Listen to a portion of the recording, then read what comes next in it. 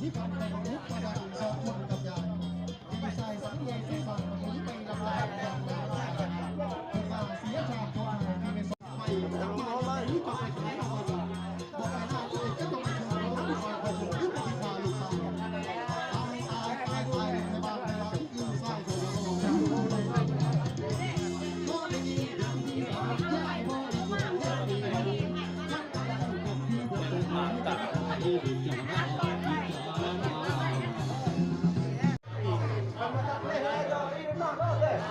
เอาเดี๋ยวมาบอกไรนี่เนี่ยไปตามเรื่องตาม มันแดนแล้วก็ฮอดได้ป่ะ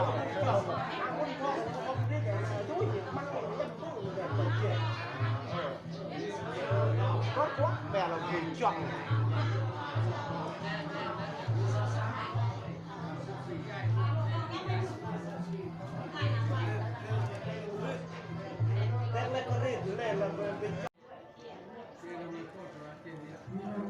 เอาอย่าว่าจังสั้น เจ็ดคืน8แรงนะจ๊ะแม่นแรง8ก็นอนสู้ คิดใจชุบชกกะ เขามาไปเพิ่นโทร แมนเนาะ เพิ่นโทรให้ เนี่ยอะไรเพราะว่าปกติโมฮีกัน โดนอยู่แล้ว เป็นวันที่สามเดือน ประมาณ ป้า 4 แล้ว มื้ ก็ อ เนาะ ว่าสิเอา11มื้อ ก็ ประ ท่า มาณ นกินท่านนี้ก็ท่านกินเนี่ยอะไรใจไว้ต้องการหมดเนาะไม่ใช่ ไล่สูงนั่นแหละแต่ว่าอย่างเพิ่นดูบ่ได้ เจ้า ก็ น้อ มาง ก็ เก่า ได้นั่งตั้งนาเพื่อน้ำหนักกัน เพราะว่าปีนแบบบวมเนี่ย ตั้งนาจับผ้า เราบ่ถึงน้ำฮอด หมดถึงบ่ได้เลย ตั้งนาทั้งพ่อแม่เขาเกย์ผู้ญาติ นั่นหรอครับผมมาว่านี่เขามา แม่เนาะแล้วจังสั้นกับทั้งเบื้องนี้เพิ่นก็อยากบอกหรือว่าอยากขออนุญาตบางคำเนาะเตเบื้องต้นเตมึงไปส่งเนาะบอกเรื่องพุทธคือขอวาวสาวอันนี้มึงเรื่องทั้งนั้นมึงเทือกบ่ได้ถือมาเนาะแม่ตาว่าบ่ได้ถือมาเบื้องนั้นเฮาก็ถือว่าขออนุญาตบางคำทั้งน้ำไม้น้ำนองทั้งเบื้องนี้ได้เนาะบทบันทึกสู่ขอบอกสาวก็สมควรนั่นแหละเนาะแม่ตาว่าไปยังหน่อยครับหรือว่างุ่มหนึ่งบ่หรือว่าอะไรเนาะ2 สลึงบ่หันเนาะ10 ป้ายได้เพิ่นก็ถอกไปหาอันนั้นบทบันทึกสู่ขอเพิ่นฮะเฮาอย่าว่าจังซั่นบทบันทึกเพิ่นขอมาเนาะบอกที่สุดคือภาษาเลขาเฒ่าแก่ในวงของแจกนั่นจังซั่นจักเบื้องได้สิสำเร็จจักเบื้องได้บ่สำเร็จอันนี้เฮายังไงว่าไปเพื่อไปท่องเที่ยวมาให้ไปกินเหล้าเอาน้ำท่านบอกว่ากันเด้อนี่ใช่ครับใช่ถูกต้องร่างของนุ่งอยู่นะ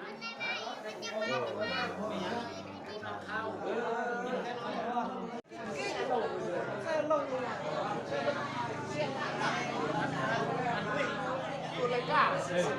ลูกป้าคุณเจ้าต้องเอาไปเก่าหัวมาไม่เนี่ยจะไรเนี่ยพูดอย่างไรเนี่ยจะมีสาขา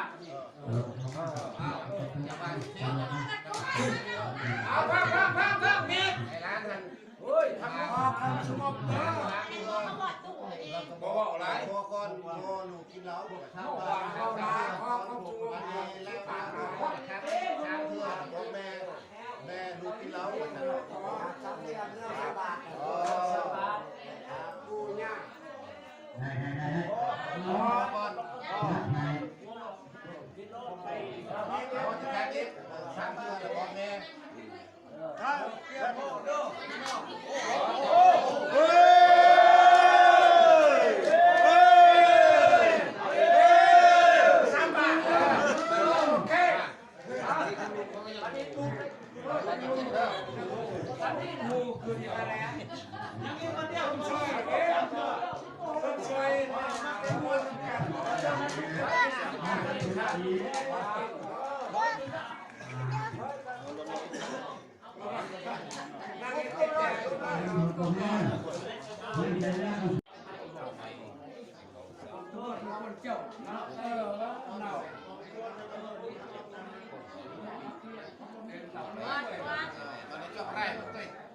เกิดจะตายมึงได้สาวขวัญ พ่อแม่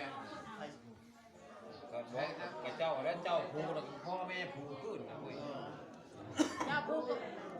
เจ้าพูดก่อนพุ่นเอาเบิ่งความนวดเบิ่งความนวด หัวใจกับชุดเดียวกันดูหัวใจ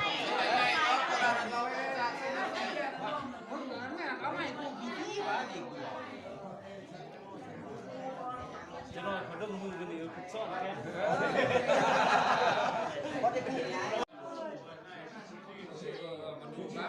ก็นี่ที่ก้อนลูกก็นี่ที่ก้อนนี่ก้อนแต่ก็เบาว่าที่จะได้ที่จบสิงามแต่ก็เบาว่าลูกเอ้ย